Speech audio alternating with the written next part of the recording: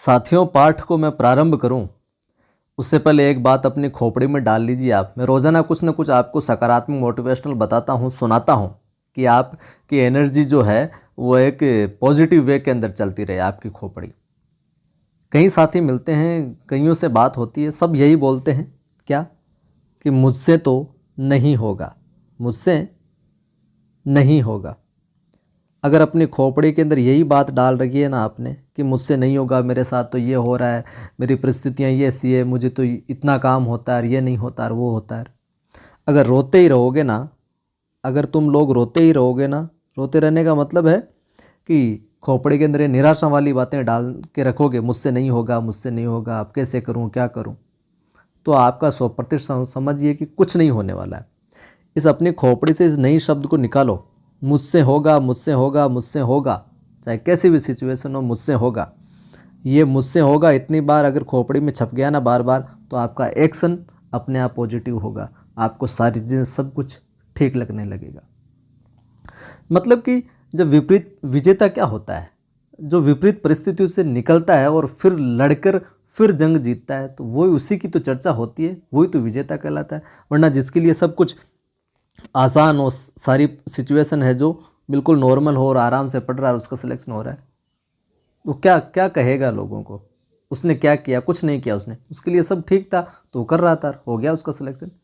जिसके लिए कुछ ठीक नहीं था, फिर उसने उसके खिलाफ है जो खड़ा हुआ वो, और फिर उसने है जो सक्सेस हासिल की, सफलता प्राप्त की, तो वही कहलाता असली विजेता। तो क्या जीवन में चलता रहता है उल्टा सीधा, ये हो गया वो हो गया, धीरे धीरे। अब आप बोलोगे सर कहना आसान होता है, करना मुश्किल होता है। हाँ, करना मुश्किल होता है, लेकिन प्रयास करोगे, धीरे धीरे धीरे धीरे एडजस्टमेंट करते करते आदत डालोगे, मुझसे होगा, मुझसे होगा, इस एक सकारात्मक थॉट को खोपड़े में डालोगे तो चीज़ें सरल लगने लगेगी। थोड़ा थोड़ा थोड़ा थोड़ा करते बहुत कुछ कर लोगे आप।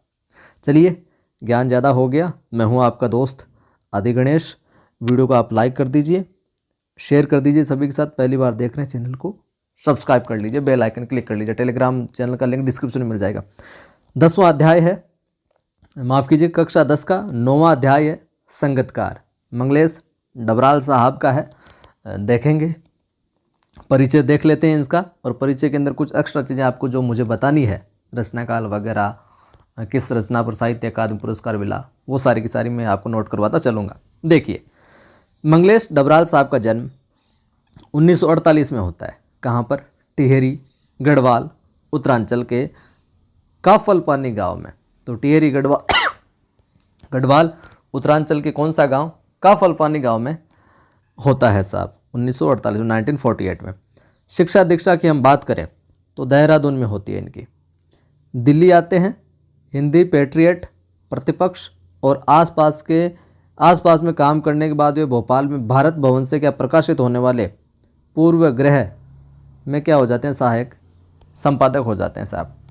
हिंदी पेट्रियट में काम करते हैं, प्रतिपक्ष में काम करते हैं और आसपास में काम करते हैं, और बाद में भोपाल में भारत भवन में जो प्रकाशित भारत भवन से प्रकाशित जो होती है पूर्व ग्रह, इसके सहायक संपादक बन जाते हैं इन पत्र पत्रिकाओं के। इलाहाबाद और लखनऊ की हम बात करें तो इलाहाबाद और लखनऊ से प्रकाशित अमृत प्रभात में भी कुछ दिन है जो नौकरी की इन्होंने। ये सारी की सारी पत्र पत्रिकाएँ जिनके अंदर इन्होंने काम किया, ध्यान में रखिएगा आप, ठीक है। विशेष तौर से ध्यान में ये रखना है कि भोपाल में भारत भवन से प्रकाशित होने वाली कौन सी पूर्व ग्रह, जिसके अंदर मंगलेश डबराल ने काम किया सहायक संपादक पर, तो भोपाल में भारत भवन से, ठीक है, ये ध्यान में रखना है। और इलाहाबाद और लखनऊ से प्रकाशित अमृत प्रभात, इसमें भी नौकरी की। तो ये जगह कहाँ से प्रकाशित होती है वो ध्यान में रखना है। बात करें तो 1983 में जनसत्ता अखबार में भी साहित्य संपादक का पद संभाला। कब? 1983 में। किस अखबार में? जनसत्ता में। किस पोस्ट पर? साहित्य संपादक की पोस्ट पर। तो ये चीज़ें सारी नोट करते चलिएगा, एरो लगा लगा के, ठीक है। और पुस्तक है तो अंडरलाइन करते चलिएगा। कुछ समय, सारा समय में भी संपादन कार्य करने के बाद आजकल वे क्या नेशनल बुक ट्रस्ट से क्या जुड़े हैं, ठीक है मामला। वैसे इनके निधन की हम बात करें तो जो इनका निधन है वो अपने 2020 में हो गया था। ठीक है, 2020 में इनका निधन हो गया था। ठीक है, आगे हम बात करें तो मंगलेश डबराल के 4 कविता संग्रह प्रकाशित हुए। पहला है कविता संग्रह लिखिए और प्रकाश पर पहाड़ पर लालटेन। क्या? पहाड़ पर लालटेन। इसका समय लिखिए आप 1981। पहाड़ पर लालटेन का समय 1981। अगली जो है घर का रास्ता। घर का रास्ता जो है समय लिखिए 1988। घर का रास्ता 1988। हम जो देखते हैं, हम जो देखते हैं, इसका है 1995। हम जो देखते हैं इसका समय क्या है 1995। और ये ध्यान में रखिएगा, हम जो देखते हैं इसी के ऊपर इनको वर्ष 2000 के अंदर, हम जो देखते हैं इसी कविता संग्रह पर 2000 के अंदर साहित्य अकादमी पुरस्कार भी इनको मिला। साहित्य अकादमी पुरस्कार नोट कर लीजिएगा। ठीक है, तो पहाड़ पर लालटेन 1981, घर का रास्ता 1988, हम जो देखते हैं 1995 और 2000 के अंदर इस पर मिला इनको साहित्य अकादमी पुरस्कार। और हम बात करें आगे, ये आवाज़। आवाज़ भी एक जगह है। आवाज़ भी एक जगह है। इसका समय है 2000। आवाज़ भी एक जगह है का समय 2000 है। ठीक है, सन 2000। और एक और है इनकी नए युग में शत्रु। नए युग में शत्रु, इसका समय है, लिख लीजिए यहाँ पर, नए युग में क्या? नए युग में शत्रु 2013। 2013। और ठीक है, ये हो गया इनका। आगे हम बात करें तो साहित्य अकादमी पुरस्कार इनको मिल ही गया। हम जो देखते हैं के ऊपर। और मंगलेश जो साहित्य अकादमी पुरस्कार से सम्मानित हुए, यहाँ पर मंगलेश की जो ख्याति और है ना, वो एक अनुवादक के रूप में भी है, ट्रांसलेटर के रूप में भी। मंगलेश की कविताओं के भारतीय भाषाओं के अतिरिक्त अंग्रेजी, रूसी, जर्मन, स्पेनी, पोल्स्की, बल्गारी भाषाओं में जो अनुवाद है जो प्रकाशित हो चुके हैं। कविता के अतिरिक्त उन्होंने क्या लिखा? साहित्य, सिनेमा, संचार माध्यम और संस्कृति के सवालों पर नियमित है जो लेखन उन्होंने किया साथियों। और मंगलेश की कविताओं में हम बात करें तो सामंती बौद्ध एवं पूंजीवादी छल छदम दोनों का प्रतिकार है। तो ये चीज़ ध्यान में रखिएगा, मंगलेश की कविताओं में क्या मिलता है? सामंती बौद्ध और पूंजीवादी छल छदम दोनों का क्या मिलता है? प्रतिकार मिलता है। और वे यह प्रतिकार किसी शोर शराबे के साथ नहीं, बल्कि प्रतिपक्ष में एक सुंदर सपना रचकर है जो करते हैं। उनका सौंदर्य बोध सूक्ष्म और भाषा है जो पारदर्शी है। तो ये तो हुआ साहब इनका परिचय। अब इस जो रचना है, जो कविता है, इसके अंदर क्या है संगतकार के अंदर, वो हम देखते हैं। ठीक है, जितना मैंने आपको परिचय करवाया वो सफिशेंट है। ठीक है, बाकी और भी इनकी कई कविताएं हैं। इन्होंने गद्य संग्रह की बात करें तो ये भी चलो लिख लीजिए आप। गद्य संग्रहों के अंदर लेखक की रोटी, लेखक लिख लीजिए, लेखक की रोटी, और दूसरी है कवि का अकेलापन। लेखक की रोटी और कवि का अकेलापन। लेखक की रोटी व कवि का अकेलापन। इन शीर्षकों से 2 गद्य संग्रह भी रचे हैं। गद्य संग्रह है ये भी इनके प्रकाशित हुए हैं।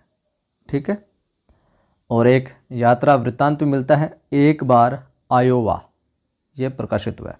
अब संगतकार जो कविता उसमें देखते हैं तो संगतकार कविता गायन में मुख्य जो गायक होता है उसका साथ देने वाले संगतकार की भूमिका के महत्व पर विचार करती है।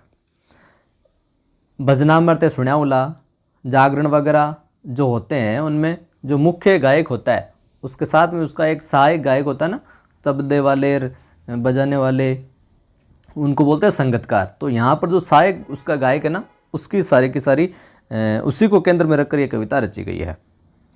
तो मुख्य गायक का साथ देने वाले संगीतकार की भूमिका के महत्व पर यह क्या विचार करती है। दृश्य माध्यम की प्रस्तुतियाँ, जैसे कि नाटक हो गया, फिल्म हो गया, संगीत हो गया, नृत्य के बारे में यह है, जो नृत्य के बारे में तो ये सही है ही। हम समाज की बात करें, इतिहास में भी ऐसे अनेक प्रसंग मिलते हैं, देखे जा सकते हैं, जहाँ नायक की सफलता में अनेक लोगों ने क्या महत्वपूर्ण भूमिका निभाई है। अब आप ये समझते हो कि जो फिल्म में एक्टर आता है तो वो ऐसी एक्टिंग करता है, वैसी एक्टिंग करता है, ऐसे सीन करता है, तो उसमें अकेले की मेहनत नहीं है, साथ साथ में उसके जितने भी स्टाफ है, कोई स्टाफ है, उन सभी की मेहनत उसमें शामिल होती है, तब जाके वो परिपूर्ण रूप से प्रेजेंटेशन सामने आती है। तो वही चीज़ यहाँ पर दिखाई गई है। तो कविता हमें यह संवेदनशीलता विकसित करती है। कौन सी संवेदनशीलता विकसित करती है कि उनमें से प्रत्येक का क्या अपना अपना इम्पोर्टेंस है, महत्व है, और उनका सामने न आना उनकी कमजोरी नहीं, मानवीयता है। संगीत की सूक्ष्म समझ और कविता की दृश्यात्मकता इस कविता को ऐसी गति देती है मानो हम इसे अपने सामने घटित होता देख रहे हों। ठीक है, कविता का वाचन करते हैं और फिर इसके बाद में हम देखेंगे इसका भावार्थ। ज़्यादा कठिन नहीं है ये। संगीतकार आपको तो ध्यान में रखना है, एक तो मुख्य गायक है, मेन सिंगर है मुख्य गायक, और उसका दूसरे आता है सहायक गायक जो है। सहायक गायक जो है यानी कि संगीतकार, सहायक जो संगीतकार है उसका संगीत कर रहा है उसके साथ में, इस सहायक संगीतकार को केंद्र में रखकर ये सारा का सारा ताना बाना बुना गया, उसी को केंद्र में रखकर जागरण वगैरह सुने होंगे आपने। तो सहायक साथ साथ में जो गाता है ना, उसको खोपड़ी में रखना, सारी समझ में आ जाएगी। मुख्य गायक के चट्टान जैसे भारी स्वर का साथ देती वह आवाज़ सुंदर कमज़ोर कांपती हुई थी। वह मुख्य गायक का छोटा भाई है या उसका शिष्य, या पैदल चलकर सीखने आने वाला दूर का कोई रिश्तेदार। मुख्य गायक की गरज में वह अपनी गूंज मिलाता आया है प्राचीन काल से। गायक जब अंतरे की जटिल तानों के जंगल में खो चुका होता है या अपने ही सरगम को लांघ कर चला जाता है भटकता हुआ एक अनहद में, तब संगीतकार ही स्थायी को संभाले रहता है। जैसे समेटता हो मुख्य गायक का पीछे छूटा हुआ सामान, जैसे उसे याद दिलाता हो उसका बचपन जब वह क्या था, नौसिखिया था, नया नया था। तार सप्तक में जब बैठने लगता है उसका गला, प्रेरणा साथ छोड़ती हुई उत्साह अस्त होता हुआ, आवाज़ से राख जैसा कुछ गिरता हुआ, तभी मुख्य गायक को ढांढस बंधाता। कहीं से चला आता है संगीतकार का स्वर, कभी कभी वह यूं ही दे देता है उसका साथ, ये बताने के लिए कि वह अकेला नहीं है और यह कि फिर से गाया जा सकता है।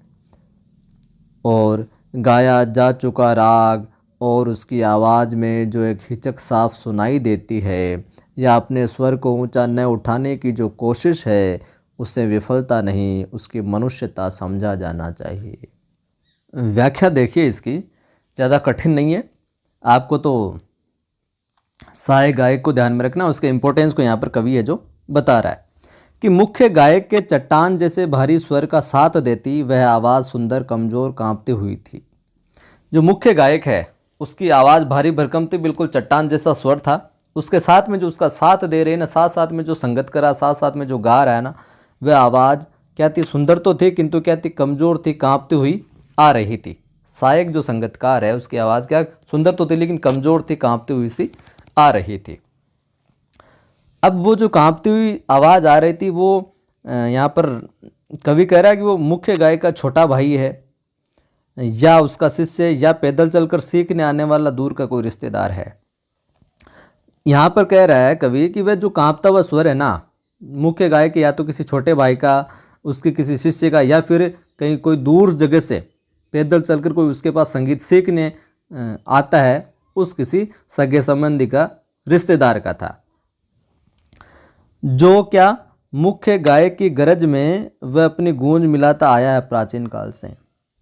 जो कि जो मुख्य गायक है उसकी जो आवाज़ है, उसकी जो गर्जना है, जो स्वर है, उसके अंदर अपनी गूंज जो साथ साथ में मिलाता आया है, अपना जो स्वर है साथ साथ मिलाता है प्राचीन काल से, यानी बहुत लंबे समय से, बहुत पहले से जो मुख्य गायक की आवाज़ में क्या अपनी आवाज़ का क्या देता आया है, सहयोग देता आया है, सपोर्ट करता आया है। अब विकल्पना देखी कवि की, गायक जब अंतरे की जटिल तानों के जंगल में खो चुका होता है, गायक जब अंतरे की जटिल तानों के जंगल में खो चुका होता है या अपने ही सरगम को लांग कर चला जाता है भटकता हुआ एक अनहद में, तब संगतकार इस ताई को संभाले रहता है। यहाँ पर कवि क्या कर रहा है कि जब जो मुख्य गायक होता है वो टेक को छोड़कर गीत के चरणों का जो कठिन संगीत होता है उसका विस्तार करता हुआ जो गहराई में खो जाता है, गायक जब अंतरे की जटिल तानों के जंगल में खो जाता है, गायक जब मुख्य गायक गा रहा होता है कोई गाना, जो उसका अंतरा होता है, उसकी जो जटिल तानें होती है, मुर्कियाँ होती है, जो भी होता है, स्वर होता है, आलाप वगैरह होता है, उन तानों के जंगल में खो जाता है ना वो, या यूँ कहें कि अपने ही सरगम को लांग कर, जो जिस सरगम के साथ में गाना चाहिए उससे भी वो उसको भी लांग जाता है और भटक जाता है एक अनहद के अंदर ही, बिल्कुल टेक छोड़ देता है और गहराई के अंदर तलीन हो जाता है। क्या हम कह सकते हैं वो अपनी सुरताल से भटक जाता है और स्वरों की क्या करता है, सीमा को लांग जाता है। तब क्या करता है, तब संगतकार ही स्थाई को संभाले रहता है। तब यहाँ पर सहयोगी जो गायक है ना, वो गीत की टेक को क्या संभालता है, स्थाई को संभाले रहता है। टेक को मेन जो लिरिक्स है, गाने जो गाना है, संगीत है, उसको संभाले रखता है।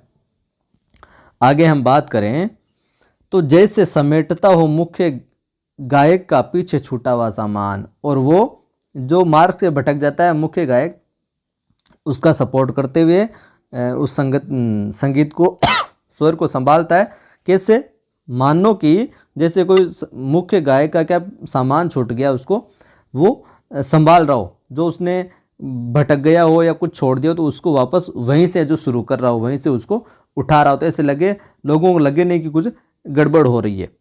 तो मानो कि गायक क्या है, गायक के द्वारा रास्ते में जो सामान छोड़ दिया गया है ना, उसको समेटते हुए क्या बढ़ रहा है, आगे बढ़ता है। ठीक है, जैसे उसे याद दिलाता हो उसका बचपन जब वह 9 सीखिया था, या फिर ऐसे लगता है कि जैसे संगीतकार जो है मुख्य गायक को बचपन की याद दिलाता है, क्या, जब उसने संगीत सीखना आरंभ किया था। जैसे वे संगीतकार जो क्या है मुख्य गायक को बचपन की वे याद दिलाते हैं, क्या, कि जब उसने संगीत सीखना प्रारंभ किया था, जब वो 9 सीखिया था। आसान है बिल्कुल, कोई विशेष बात है नहीं इतनी कि कठिन हो कुछ।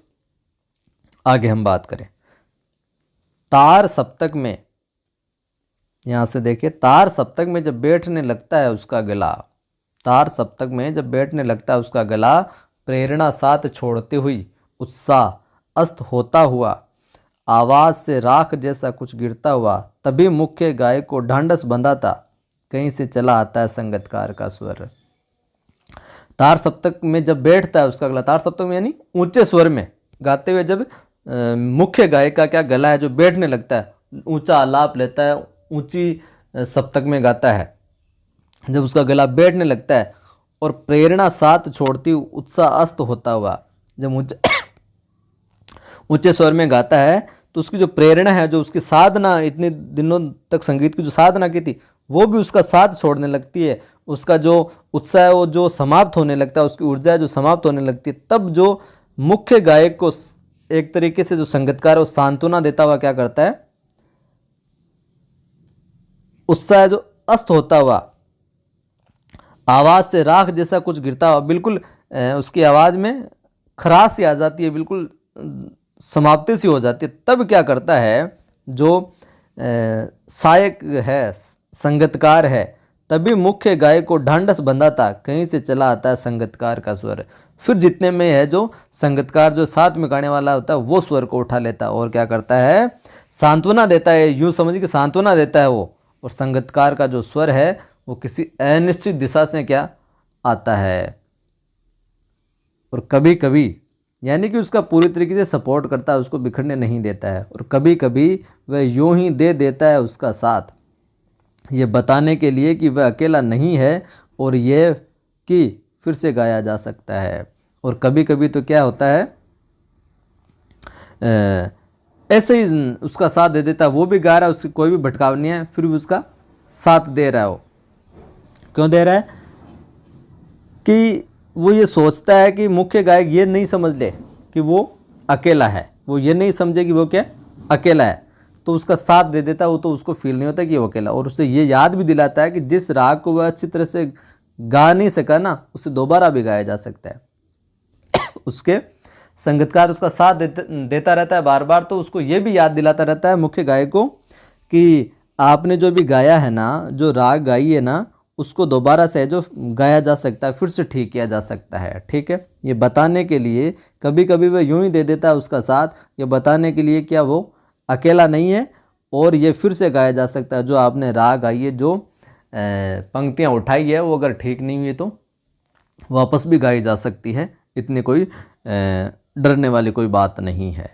ठीक है, आखिरी पंक्तियाँ देखिए कि और उसकी आवाज़ में जो एक हिचक साफ सुनाई देती है, या अपने स्वर को ऊंचा न उठाने की जो कोशिश है, उससे विफलता नहीं, उसकी मनुष्यता समझा जाना चाहिए। यहाँ पर एक और संगीतकार की विशेष बात बताई जा रही है, क्या कि संगीतकार की आवाज़ में क्या स्पष्ट रूप से झिझक का पता तो चल रहा है, और ये भी स्पष्ट झलकता है कि उसके ऊंचा स्वर न उठाने की जो कोशिश है ना, उससे विफलता नहीं कहो आप, कि संगीतकार की आवाज़ में स्पष्ट रूप से क्या एक झिझक का पता चल रहा है, और यह भी स्पष्ट झलकता है बात कि उसने स्वर को ऊंचा उठाने का प्रयास भी नहीं किया है।